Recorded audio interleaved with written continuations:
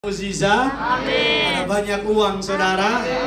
Semua saudara yang excited untuk bulan yang baru ini, boleh dong lambaikan tangan saudara. Kasih salam kiri kanan saudara, kasih senyum yang terbaik. Katakan kongsi, bilang saudara. Kongsi pacoy, selamat tahun baru Imlek bagi saudara yang merayakan. Doa saya di tahun baru ular kayu ini, berkat Tuhan melimpah-limpah dalam hidup saudara. Bukan tahun yang memberkati, tapi Yesus yang memberkati. Siapa yang excited untuk bulan ini saudara? Puji Tuhan, kemarin Gen Z di gereja ini nanya sama saya. Dia bilang, "Kak, kira-kira bulan Januari kalau di rate angka 1 sampai 10, kira-kira Januari berapa rate-nya?" Saya tanya, makin atas makin baik. Iya, dikatakan makin atas maka makin baik. Kalau saya tanya sama jemaat Tuhan Kuningan City pada malam hari ini, kira-kira bulan Januari berapa rate-nya? Coba yang bilang 7. Yang bilang 8, 9, 10. Oke, yang tidak angkat tangan sama sekali, itu pintu keluarnya saudara. Kami tidak butuh orang-orang yang tidak berkontribusi di ibadah ini saudara. Kalau saya dengan iman, saya percaya bulan Januari luar biasa dan bulan Februari lebih dahsyat lagi. Nanti kita akan melihat di akhir tahun grafiknya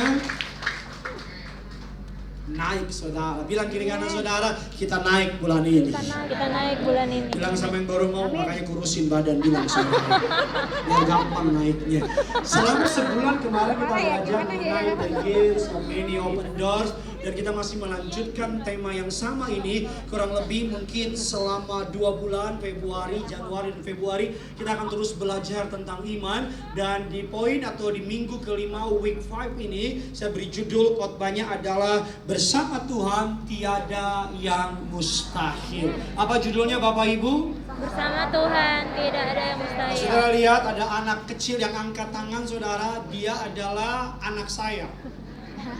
Ya, saudara lihat ya, like father. Kok ada yang like son sih? Saudara jangan menghina anak saya saudara. Dia adalah anak saya. Mari kita akan belajar kebenaran firman Tuhan terambil dari kitab Markus 9 ayat 14, 16, 19, lompat 22 dan ke-24. Kan ayatnya banyak. Mari kita baca bersaut-sautan, berganti-gantian. Saya baca 14, saudara baca ayatnya yang ke-16, demikian seterusnya. Yang sudah siap sama-sama bilang sama saya pasti diberkati. Saya pasti diberkati. Demikian firman Tuhan ketika Yesus, Petrus, Yakobus, Yohanes kembali pada murid-murid lain. Mereka melihat orang banyak mengurumuni murid-murid itu dan beberapa ahli Taurat sedang mempersoalkan sesuatu dengan mereka. 16 silakan. Lalu Yesus bertanya kepada mereka, "Apa yang kamu persoalkan dengan mereka?" Kata seorang dari orang banyak itu, "Guru, anakku ini kubawa kepadamu karena ia kerasukan roh yang membisukan dia." 18. Dan tiap kali menyerang dia, roh itu membantingkannya ke tanah, lalu mukanya berbusa, dan giginya menjadi lancip. Aku sudah pada murid-muridmu Supaya mereka mengusir roh itu, tetapi mereka tidak dapat. Tetapi mereka apa? Tidak dapat. Maka kata Yesus kepada mereka, "Hai kamu angkatan yang tidak percaya, berapa lama lagi aku harus tinggal di antara kamu? Berapa lama lagi aku harus sabar terhadap kamu? Bawalah anak itu kemari." 22, saudara silakan. Dan seringkali roh itu menyeretnya ke dalam api ataupun ke dalam air untuk membinasakannya. Sebab itu jika engkau dapat berbuat sesuatu, tolonglah kami dan kasihanilah kami. 23:24 sama-sama kita baca yuk. KC Kuningan di tempat ini. 3, 2, ya. Jawab Yesus, katamu jika engkau dapat, tidak ada yang mustahil bagi orang yang percaya. Segera ayah anak itu berteriak, "Aku, tolonglah aku." Yang tidak percaya Sekali ini. lagi, aku percaya. Tolonglah aku. Yang tidak percaya Sekali ini. lagi, aku Percaya. Tolonglah aku. Yang tidak percaya ini. Saudara, latar belakang dari ayat ini adalah Yesus baru kembali dari Gunung Tabor. Gunung Tabor itu samping Casablanca, saudara. Dia baru kembali dari Gunung Tabor. Di Gunung Tabor dia mengalami transfigurasi. Alkitab mengatakan Musa dan Elia turun, dan para murid Yakobus, Petrus dan Yohanes bilang, hatiku sangat bahagia. Mereka akan membangun kemah bagi engkau satu, bagi Musa satu, dan bagi Elia satu. Ketika mereka turun, murid-murid yang tidak ikut ke atas, dan sisanya Yakobus, Petrus, Yohanes itu naik ke atas, inner circle-nya Yesus. Tetapi sisanya berarti berapa Bapak Ibu? Menurutnya 12 nih. 3 ke atas nih. Sisa berapa adik-adik? 9. Pinter. Ya dan lah. Saudara, saya bisa menghargai orang yang suka hidupnya pernah salah. Tapi yang ada kurang saya nggak mau, saudara. Jadi kan 3 di atas, berarti sisa berapa di bawah? 9. 9 di bawah. Kita bilang ketika Yesus sampai ke bawah, mereka melihat murid-muridnya sedang dikerumuni sama orang-orang Farisi dan warga sekitar. Saudara, bahasa kerennya diperkusi. Singkat cerita, Yesus tanya sama mereka, ada apa nih sob? Sob. Di Bekasi sih itu lucu. Ada apa nih? Dan ada seorang ayah bilang begini, anakku bisu, dikatakan. Anakku ini bisu dan kami sudah bawa ke murid-muridmu, tetapi mereka tidak dapat mengusir roh itu. Dan di ayatnya yang ke-22 dikatakan, sebab itu kata ayahnya, jika engkau dapat berbuat sesuatu. Ini bukan pertanyaan iman. Ini adalah pertanyaan pesimis. Jika engkau dapat berbuat sesuatu, kata orang tua ini. Kenapa? Karena bisa jadi kemungkinan orang tua ini menyamakan Yesus dengan murid-muridnya nggak mampu. Dia pikir yang murid-muridnya ini cupu, gurunya juga cupu. Ternyata suhu. Jadi ketika dia bilang sama Yesus, dia bilang, jika engkau dapat, tolonglah kami dan kasihani kami. Ketahuan dari mana dia pesimis? Karena jawaban Yesus, Yesus kembali mengulang pertanyaan ayahnya. Katamu, jika engkau, Yesus itu aja baik hati. Coba kalau saudara saya sih julid. Tapi lo bilang, enggak bisa. Lagi gile lo. No. Yesus katakan apa? Tidak ada yang mustahil bagi orang yang percaya. Bilang kiri kanan saudara, enggak ada yang mustahil sob. Enggak ada mustahil sob. Amin. Amin. Sop ayam, sop apa? Mari kita lihat Matius 19 ayat yang ke-26. Bagi manusia hal ini tidak mungkin, tetapi bagi Allah segala sesuatu apa? Mungkin. Mari kita lihat Markus 14 ayat yang ke-36. Aba, Bapa, segala sesuatu mungkin bagimu. Lukas 1 ayat yang ke-37. Sebab bagi Allah tidak ada yang apa? Mustahil. Matius 21 ayat yang ke-22. Dan apa saja yang kamu minta dalam doamu dengan penuh kepercayaan, kamu akan apa? Menerimanya. Sama-sama bilang sama saya, bagi saya tidak mungkin. Bagi saya tidak mungkin. Sama-sama bilang sama saya, bagi Allah segala sesuatu mungkin. Segala sesuatu mungkin. Jadi ukurannya adalah bukan segala sesuatu. Ukurannya adalah jika engkau dapat percaya. Kuncinya, isunya bukan segala sesuatu. Isunya adalah kamu percaya nggak? Itu pertanyaannya. Karena apapun janji Allah, kalau kamu nggak percaya percuma. Allah boleh ngomong apapun, kalau kamu nggak percaya percuma. Orang boleh ngomong apapun, kalau kamu nggak percaya percuma. Saya selalu bilang sama saudara, tidak ada batasan bagi Allah. Iman kepada Tuhan yang tidak memiliki batas akan menghilangkan keterbatasan manusia. Kamu terbatas, saya terbatas. Tapi ketika kita pernah percaya, menaruh iman kita kepada Yesus, kita yang terbatas menjadi tidak terbatas. Kenapa saya khotbah ini? Sesederhana ini. Ada banyak orang sekarang hidupnya jadi terlalu realistis. Terlalu apa Bapak Ibu? Realistis. Beriman, tapi logika lebih berkuasa. Teman saya tadi bilang gini, Bang doain ya, lagi ngajuin KPR. Ya mulut sih percaya bang, tapi hati mah enggak. Saya ingat di Cibubur doain anak muda, Pak Pendeta tolong doain supaya saya dapat satu bangku di perguruan tinggi negeri yang banyak orang pengen. Kita pendeta doain, semua ayat kita kasih. Bukan lagi saya doain kepalanya, saya kering Pak. Selesai saya doain. Saya pulang, dia pulang. Saya nunggu mobil saya, karena itu ruko. Saya duduk di belakang ruko itu. Anak muda itu lewat, nggak tahu saya di dalam ruko itu. Dia ngomong sama temannya, kayaknya gue nggak yakin dia dapet. Iya. Masih ada pendeta loh. Itu yang ketawa batuk putih bilang. Nggak nyampe 5 menit, dia bilang kayak gue nggak yakin deh. Saya rasanya kalau nggak inget Yesus, pengen ambil sepatu, pengen lempar. Ngapain lo maju? Banyak kan dari saudara gitu kan, kata calling. Doain Pak. Pendeta kan tanya kan, minta doa apa? Kalau yang punya iman, pasangan hidup. Kita kan enak jelas kan, Tuhan beri pasangan. Yang paling bingung, terserah. Terserah.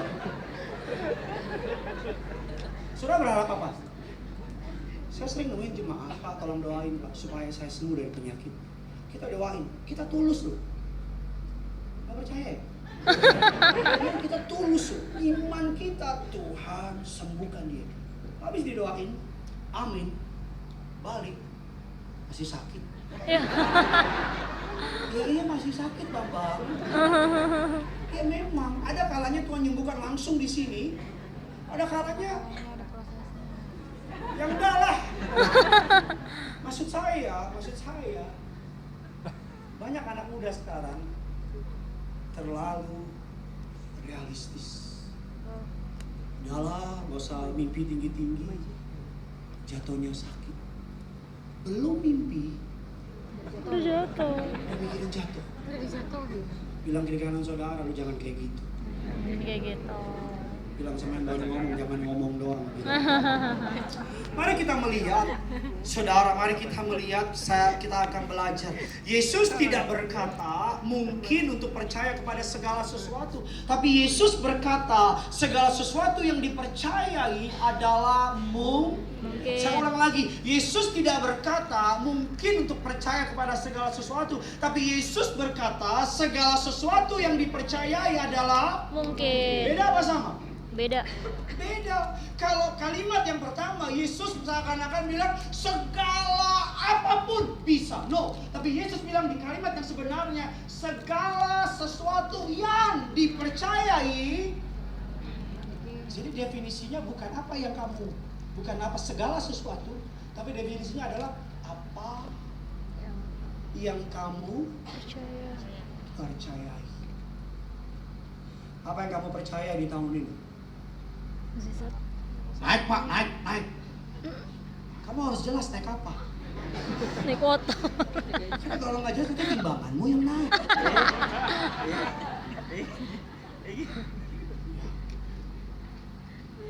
Banyak anak muda sekarang nggak fighter kayak dulu. Saya tahu mungkin pernah kecewa ya. Saya tahu ya udah ngarep, Jatuh. gak jadi. Saya tahu kok. Tapi saya mau bilang kadang-kadang jatuh membuat kita menyadari. Tapi jangan karena hidupmu lagi berat, kamu gak beriman. Jangan karena kamu lagi susah, kamu gak beriman. Saya sekarang belajar untuk kalau gini ngomong apapun saya aminin. Dia suka lewat, ada rumah gede. Ih papa gede banget nih. Papa kita beli satu yuk. Dulu saya bilang, yang macem-macem loh. Sekarang saya bilang, amin. Nanti gini doa ya, papa doa gini besar. Gini, beliin papa rumah itu. Kau gak percaya kan? Susah.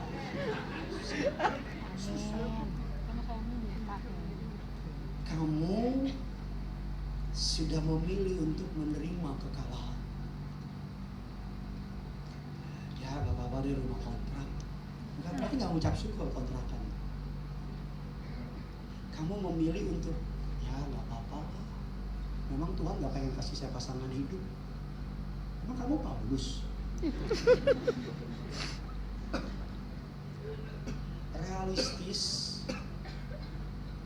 dalam konteks tertentu, that's good. Tapi dalam konteks iman, Tuhan mau saudara percaya. Amin. Karena Mari kita lihat lagi 1 Korintus 2 ayat yang ke-12, kita ada digging more saudara. Saya sedang membangun building something. Pay attention, karena dengan iman seperti yang kau pulang diberkati Tuhan. Kita lihat 3, 2, ya sekarang. Sekarang kita telah menerima bukan roh dunia, melainkan roh yang berasal dari Allah, supaya kita tahu apa yang dikaruniakan Allah Sama-sama kepada bilang kita. sama saya, bukan roh dunia. Bukan roh dunia, Sama-sama bilang sama saya, dikaruniakan Allah. dikaruniakan Allah. Supaya saudara tahu bahwa saudara berasal dari roh Allah. Supaya saudara tahu, kata Rasul Paulus, supaya kamu tahu apa yang dikaruniakan Allah kepadamu. Segala sesuatu di sini yang pertama menyangkut apa yang kamu percayai. Katakan amin. Amin. Yang kedua, segala sesuatu di sini bukan berarti segala sesuatu, no. Karena kalau benar-benar segala sesuatu tanpa batas, you become God. Kamu jadi kayak Tuhan. Segala sesuatu di sini adalah apa yang dikaruniakan Allah kepada kita. Mari kita lihat lagi Roma 4 ayatnya yang ke-21. Biar kita mengerti apa yang dimaksud segala sesuatu itu. Roma 4:21, kerinduanku. 3, 2, iya. Karena itu Abraham yakin sepenuhnya bahwa Allah berkuasa untuk melaksanakan apa yang telah ia janjikan. Sama-sama bilang sama saya, yang dijanjikan. Yang dijanjikan. Jadi segala sesuatu adalah batasannya adalah ini. Apa yang Tuhan janjikan. Karena kalau nggak ada batasan, kau lihat istri orang, aku percaya tidak ada yang mustahil. Ya Allah. Udah mulai gila otakmu kan. Kamu lihat orang lain hidupnya nggak benar, sudah saya berdoa supaya dia mati. Itu kan jadi nggak jelas. Yang dimaksud dengan segala sesuatu adalah apa yang dia janjikan. Kalau itu ditulis oleh Alkitab, it's belong to you. Kalau itu ada di Alkitab, itu warisanmu. Kalau itu ada di Alkitab, maka kamu berhak untuk meminta dengan iman dan akan diberikan kepada saudara. Amin. Saudara bisa bilang begini, kan Tuhan yang janji, aku gak kekurangan. Kan Tuhan yang janji, aku akan beranak cucu penuhi bumi. Kan Tuhan yang janji, keturunan orang benar tidak akan meminta-minta roti. Kan Tuhan yang janji akan berikan kepada saya. Saudara bisa ngomong, kan Tuhan yang tulis di Alkitab. Dan percayalah, ketika engkau menyebutkan firman Allah, makanya that's why kamu perlu baca Alkitab. Masalahnya kita nggak pernah baca Alkitab. Jadi ketika dunia membawa pada kita bilang, kamu pegawai kontrak, udah nggak mau pegawai kontrak. Kalau kamu ngerti, dan kamu bilang, no. Awal mulanya boleh kontrak, tapi nanti bos itu mau yang kontrak dia. Wede, sadis. Beda kan ya, lihat orang yang hidupnya tuh udah biasa jadi mediocre. Jadi ketika dipancing untuk beriman, saya akan buktikan sama saudara beberapa ayat lagi biar kita bisa mengerti. Saudara Hudson Taylor, seorang hamba Tuhan, pekerjaannya adalah tukang jahit.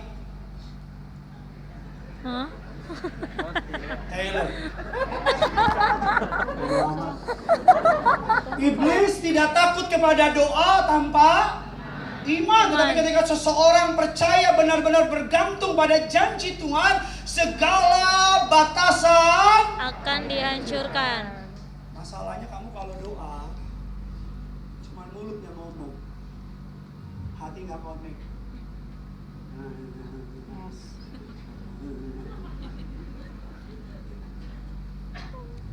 Mari kita jujur nih. Kita minta, tapi kadang-kadang kita juga nggak yakin yang kita minta. Kalau di gereja kita klaim, turun ke bawah kita yang cancel. Dengan apa? Dengan mulutmu bilang, kayaknya nggak mungkin deh. Maka ketika Tuhan mau kasih, Alkitab bilang iblis pendakwa. Iblis akan bawa berkas perkaramu. Ketika Tuhan mau kasih, iblis begitu, sorry, sebentar. Kau kan adil. Kau kan bergerak berdasarkan firman, kata iblis. Bisa kan bilang, ya, kamu mau kasih dia ini? Iblis, Tuhan bilang, iya, aku mau kasih dia. Bisa kan bilang, ini tisu. Kayaknya lucu saya mulai berkurang ya. Saya udah gak selucu dulu lagi ya. Bisa kan bilang begini, ini yang dia ngomong sama teman-temannya. Ini yang dia ngomong sama keluarganya. Kan engkau yang bilang segala sesuatu mungkin bagi orang percaya. Lo deh gak percaya. Makanya selalu saya mau bilang sama saudara, hati-hati sama mulutmu. Jangan karena engkau gak ngerti Tuhan buat apa, kamu ngambil kesimpulan. Jangan karena kamu gak paham Tuhan sedang buat apa, kamu mengambil sebuah keputusan. Seorang hamba Tuhan namanya Leonard, saudara. Leonard Ravenhill, marganya Huta Barat. Seorang pria penuh dengan iman kepada Tuhan lebih berbahaya bagi kerajaan kegelapan daripada ribuan orang tanpa iman. Saya selalu bilang sama saudara, mata uang kerajaan surga adalah iman. Tuhan tergerak bukan karena doamu diberat-beratin. Ada orang kalau doa suaranya tiba-tiba berat. Oh Tuhan, Tuhan jawab apa? Tuhan gak gitu, bos. Tuhan gak takut ribuan orang kumpul, boleh doa. Banyak orang nyembah Tuhan, bukan karena nyembah Tuhan, karena suka nyanyi aja, suka karaoke gitu. Tahu dari mana? Banyak kok orang bukan Kristen nyanyi lagu gereja. Banyak. Bahkan banyak orang bukan Kristen ngamen lagu gereja karena tahu orang Kristen baik-baik. Amin. Amin. Ya ngamen aja gitu. Doa tanpa iman seorang pria yang penuh dengan iman lebih berbahaya. Surga dan kerajaan gelap akan gemetar lihat satu orang. Saudara, kamu boleh muda, kamu boleh tidak berpengalaman, kamu boleh nggak punya apa-apa, tapi kalau kamu punya iman, bagi kerajaan kegelapan, mereka akan bilang ini, bahaya ini orang. Dia boleh bukan siapa-siapa, tapi imannya besar. Kamu boleh penatua gereja, oh kamu boleh majelis di gereja, manusia jelmaan iblis. Ya Tuhan. Kamu boleh pendeta di gereja, tapi kalau kamu berdoa gak punya iman, Tuhan akan bilang ini, sorry bos. Mana paspornya? Mana kata kunci? Iman. Saya akan kasih bukti sama saudara ayat di Alkitab yang menunjukkan bahwa Tuhan meminta iman, bukan meminta yang lain. Kamu boleh tidak memiliki pendidikan teologi, tapi kalau kamu punya iman, that's why kenapa opa-opa, oma-oma doanya penuh puasa. Karena mereka berdoa, kadang-kadang mereka berdoa udah gak ngomong lagi, cuma nangis. Tapi surga bergerak. Kenapa? Karena Tuhan melihat iman. Amin. Amin. Mari kita melihat sebuah contoh Kejadian 13 ayatnya yang ke-14 dan ke-15. Sama-sama kita baca ayat ini. 3, 2, ya. Setelah Lot berpisah daripada Abram, berfirmanlah Tuhan kepada Abram, pandanglah sekelilingmu dan lihatlah dari tempat engkau ke timur, dan barat, utara dan selatan. Dan yang ke-15 sama-sama, sebab seluruh negeri yang kau lihat itu akan kuberikan kepadamu dan kepada untuk apa Bapak Ibu? Selama-lamanya. Di ayat yang baru kita baca tadi, ayat tadi menyingkapkan apa? Bahwa besaran luas wilayah yang Abraham terima sepenuhnya ditentukan oleh apakah Abraham mampu melihat apa yang Tuhan sediakan, bukan ditentukan oleh Tuhan. Karena Tuhan bilang sama Abraham, lihatlah ke utara, ke selatan, ke barat, ke timur. Lihatlah sejauh mana kamu mampu melihat, kata Tuhan, I give it to you. Aku kasih sama kamu. Tuhan tidak bilang begini, dari situ sampai sana buat kamu. Enggak. Tapi Tuhan bilang suruh Abraham naik ke atas bukit. Dan Tuhan bilang sama Abraham, sejauh kamu mampu melihat, kata Tuhan sama Abraham, aku kasih sama kamu. Apa maksudnya? Sejauh mana kamu mampu melihat? Pertanyaannya, apa yang kamu lihat di tahun ini? Apa yang kamu lihat di bulan ini? Apakah kamu sudah melihat hancur minggu ini? Mati minggu ini? Habis minggu ini? Apa yang kamu lihat? Ketika kerinduanku Mega Bekasi, kerinduanku Kelapa Gading belum dibangun, saya duduk di ruang yang masih kotor, banyak barang-barang jelek minta ampun. Pegang tangan istri, Terus saya tanya, apa yang kamu lihat, Beb? Karena saya diam melihat begini terus. Saya bilang sama istri saya membayangkan tempat ini penuh manusia. Amin. Bahkan ketika dapat tempat ini, saya bilang sama para pemirsa, saya melihat banyak manusia. Dan saya lihat sekarang apa? Saya melihat dengan iman. Tempat ini bukan perhentian terakhir. Tuhan akan kasih tempat yang jauh lebih besar. Saya lihat itu. Apa yang kamu lihat? Apa yang kamu lihat? Jangan-jangan kamu ngeliatin orang berhasil. Sampai kau bilang, saya kapan? Jangan-jangan kamu udah mulai karena usiamu udah hampir kepala 4, kau sudah mulai terima kekalahan dan bilang ya mungkin Tuhan memang pengen saya nggak punya istri kali, ya mungkin Tuhan pengen saya nggak punya suami kali. Otak kita jahat. Otak kita bisa mencari jalan keluar ketika kita mulai menerima kekalahan. Otak kita akan memikirkan exit plan sehingga tanpa sadar kita menerima dikalahkan. Jadi ketika orang bilang gini, lu cari pasangan dong, dan otak kita mulai mencari alasan yang kelihatannya kita nggak miserable. Padahal sesungguhnya kita miserable banget. Dengan kita bilang begini, ya nggak apa-apalah, ya mungkin Tuhan pengen saya sendiri. Atau ketika kamu punya pekerjaan, temanmu bilang, cari pekerjaan yang lebih bagus dong. Allah, hidup tuh kadang-kadang harus ucap syukur. Kadang-kadang kan Tuhan nggak kasih yang kita minta, kadang-kadang memang ini yang Tuhan kasih. Kelihatannya rohani, sesungguhnya kamu sedang bermain dengan menurunkan kegagalanmu jadi kelihatannya rohani. Apa diam aja terus sampai tengah. Mari kita melihat lebih dalam lagi Ibrani 11 ayat yang ke-6. Saya undang pemain sirkus boleh maju ke depan. Sirkus. Main keyboard Ibrani 11 ayat yang ke-6. Sudah diberkati, amin. Amin. Yuk, biar rame gereja ini, kita kasih tepuk tangan dulu yang dahsyat. Segitu yang dahsyat.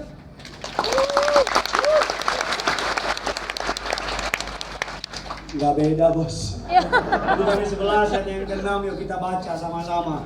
Dari 6, 11 ayat yang ke-6, 3, 2, 1, ya tetapi Tanpa iman tidak mungkin orang berkenan Allah, sebab merasa berpaling kepada Allah, ia harus percaya bahwa Allah ada dan bahwa Allah memberi upah kepada orang yang sungguh-sungguh mencari Dia. Saudara baca Alkitab, baca lomba baca cepat sih. Sebab tetapi tanpa iman tidak mungkin orang berkenan Kepada Allah. kepada Allah. Apa maksudnya? Kamu boleh doa, boleh jungkir balik, boleh garap-garap tanah. Kamu boleh pelayan Tuhan, kamu boleh pengerja, kamu boleh pendoa syafaat. Alkitab saya bilang dengan tegas, Alkitab tidak mengirim sebab tanpa gelar teologia tidak mungkin orang berkenan kepada Allah. No. Alkitab tidak mengirim sebab tanpa persembahan yang besar tidak mungkin orang berkenan kepada Allah. No. Alkitab tidak mengirim sebab tanpa kekudusan. No. Alkitab bilang dengan tegas sebab tanpa iman tidak mungkin orang berkenan kepada Allah. Saya tidak mengecilkan kekudusan, saya terdepan mengajarkan kekudusan. Tapi Alkitab saya bilang nggak demikian. Alkitab saya bilang tetapi tanpa iman tidak mungkin. Kalimatnya enggak kayaknya, mudah-mudahan. Tapi kalimatnya bilang tidak mungkin. firm banget.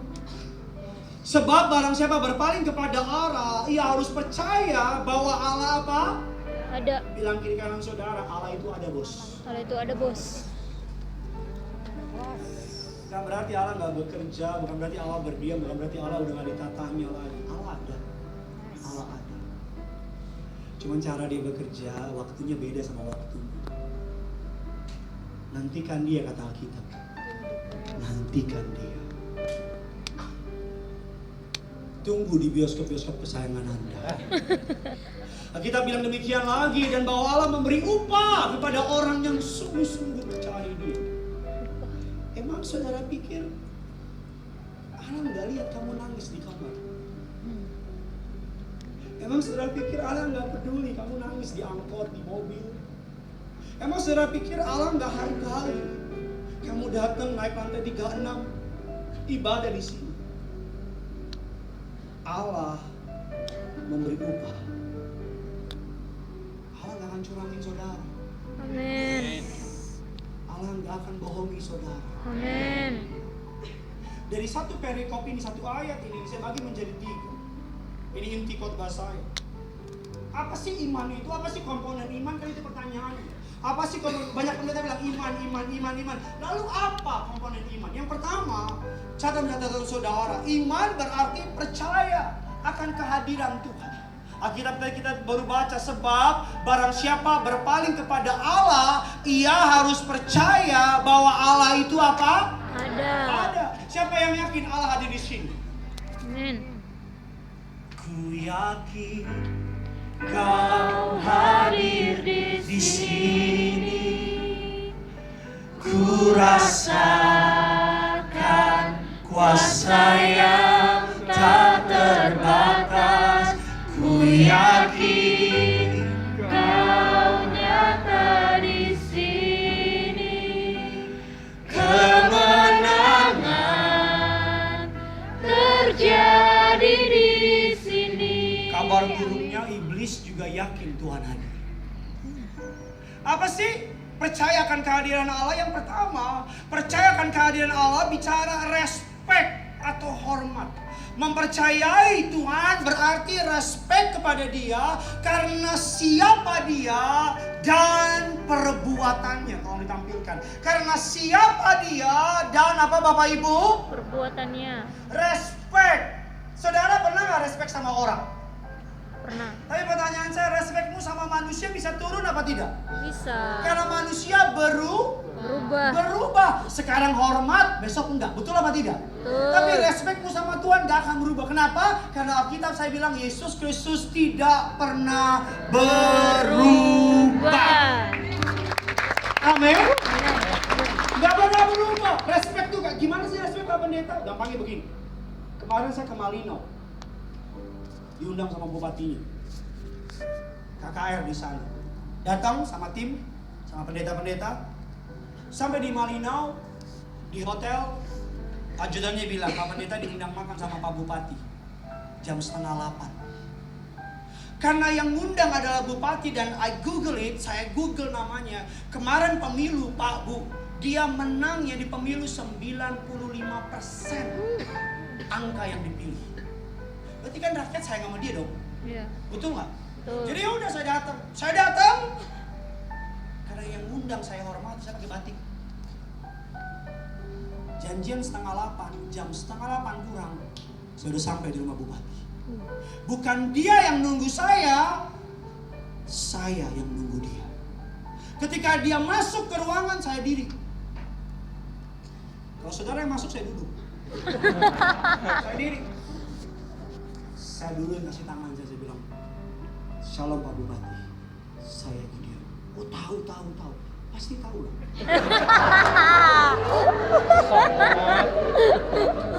Sabi. Oh, iya. Bukan dia yang nunggu saya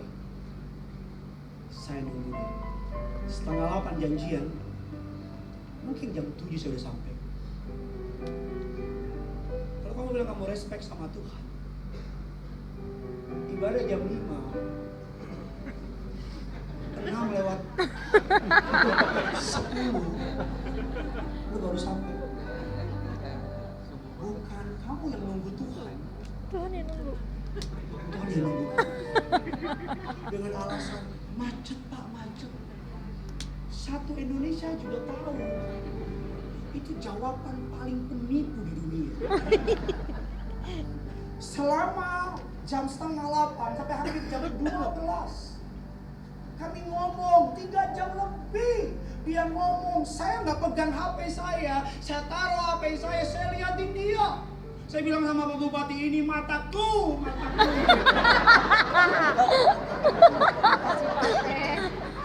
Saya tatap terus matanya. Kenapa?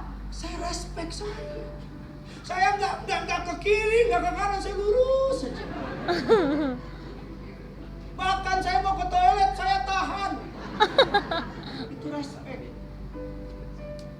kamu respect sama Tuhan, kenapa selama ibadah sibuk sama HP? Halo? Kenapa selama ibadah kamu sibuk sama HP-mu? Apakah dunia lebih menarik daripada Tuhan? Bilang enggak lah, Pak Pendeta, Tuhan lebih menarik. Actionmu speak louder. Kemarin saya khotbah di gereja Toraja, diundang saya. Tahu kan yang mimbarnya gede itu? Yang tinggi ke atas. Itu saya foto menderita saya. Karena biasanya saya ke kiri, ke kanan, di sini. Yang dia punya mic begini nih. Dia kayak anggota dewan. Dia kalau khotbah begini. Saudara. Tapi saya bilang apa sama istri saya? Saya bilang, saya melihat ibadah jam 5:30, gereja udah penuh. Mantap. Hebatnya, hebatnya, di Turgis baru jalan ke mimbar, baru jalan gini. Gereja demo, semakin dekat mimbar, semakin sepi. Apalagi kita akan segera memulai ibadah. Hebatnya, pakaian mereka gak ada yang asal. Kan gereja karismatik beda kan? Adalah pakai sendal, adalah celana pendek. Dengan alasan Tuhan kan lihat hati, bambang. Itu apa tidak? Setuju gak sama saya? Setuju. Respect model apa itu? Banyak orang ke gereja dengan alasannya kan perjanjian baru kasih karunia, gue salib loh. Banyak orang udah telat sampai lagi. Udah mulai jam berapa bila lo? Udah mulai memang. Respect kelihatan dari apa? Cara memberi. Cara memberi. Banyak dari kita saya pesan bilang memberi. Bahkan kalau kurang hancur, dihancurin dulu. Ya Allah, astaga. Kalau nongkrong aja di bawah. Kalau di Starbucks karena macchiato. Caramel macchiato. Croissant. Mau coklat enggak? Bungkus 5. Kope.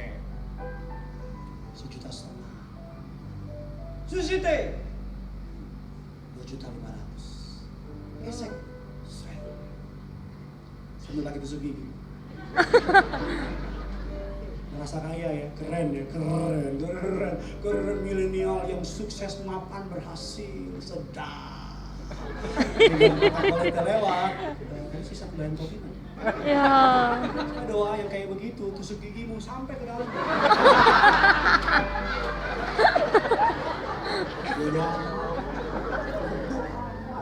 Saya ngomongin itu, karena saya gak pernah minta uang saudara, gak ada.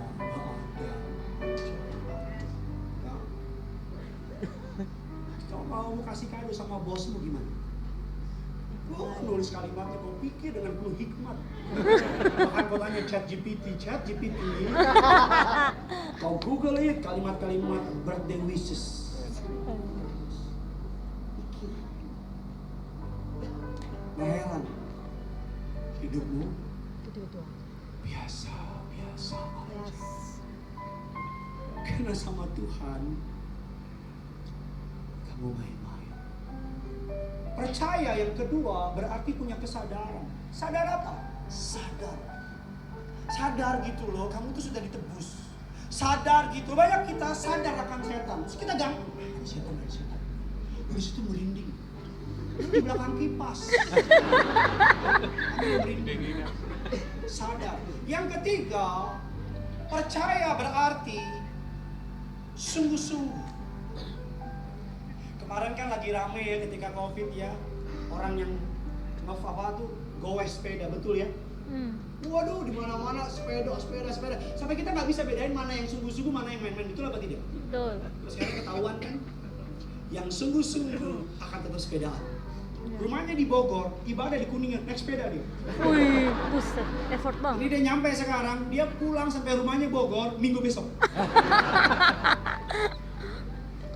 Saya kemarin ngobrol sama PT tempat gym saya yang udah setahun lebih saya nggak pernah datangin. Saya tanya sama dia, gym rame nggak? Rame Pak Pendeta. Oh kalau bulan Januari mah membership meningkat 100 kali lipat. Wih orang pada daftar, kenapa? Resolusi. Banyak dari kita kan resolusi 2025 makan sehat. No Indomie Club siap. Eat your green, makan. Sebulan kemudian kita bilang nggak mau makan Indomie, sampai di rumah kan hujan-hujan kemarin kan, hujan kenceng. Kita buka kulkas, nggak ada makanan. Nengok ke samping, keadus Indomie kayak punya tangan. Ayo, untuk membunuh rasa bersalah kita masak Indomie, kita banyakin sayur. Ini bukan Indomie, ini sayur gitu. Apa artinya? Kita bilang gini, kan waktu saya udah tinggal 5 menit lagi. Di akhir zaman, Tuhan akan buat perbedaan antara orang yang bersungguh hati mencari Dia dengan orang yang main-main cari Dia. Yang keempat, yang terakhir, sungguh-sungguh berarti mencari. Do something. Cari. Siapa di sini yang kalau uang 1.000 di rumahnya hilang, dicari sampai ketemu? Nggak mau ngaku. Saudara cari nggak? Saya sering baru cari. Cari. Emang cari kok. Cari sih, tapi paling 5 menit ya kan? Betul nggak? Saya mau tanya, kalau yang hilang BPKB mobil, kau cari nggak? Carilah. Wow, kalau perlu sampai lubang semut. Betul nggak? Oh kalau yang saya mau tanya deh, ini pertanyaan paling gampang nih. Kalau di gereja Alkitab ketinggalan, kamu masih di bawah, belum pulang, belum ke mobil. Putar balik ke atas. Terbalik kok. Penipu loh. Penipu malah biarin Alkitab sampai mau ngambil. Saya mau tanya kalau HP ketinggalan. Wih, langsung buru-buru lah. Kamu udah sampai di Grogol. Ya, jauh banget lagi. Telepon siapa yang bisa ditelepon? Pakai handphone yang lain. Itu mana? Terus kata cowok sama cewek, aduh nggak tahu, berhenti. Kau cari. Ada di gereja kali. Kita datang. Sini. Tapi udah tutup. Terus kau cari kan, kau cari Instagram kerinduanku. Wis. Shalom Min, saya jemaat jam 5 tadi. HP saya ketinggalan, tolong dibantu ya Min. Coba kalau kita. Kenapa? Karena situ kelihatan your heart desire. Saya pengen khotbah lebih lama lagi, tapi udah mau jam 7. Saya berdoa. Udah persembahan kedua? Belum. Saya nggak akan berdoa. Di depan kita akan belajar lebih dalam lagi soal iman. Pak, Bu, young people, oleh anugerah Allah saya belajarnya betul banget. Agar engkau pulang teredukasi. Apa itu iman? Yuk, salam kiri kanan saudara, bilang sampai jumpa minggu depan. Sampai jumpa minggu depan. Kita berikan tepuk tangan yang luar biasa.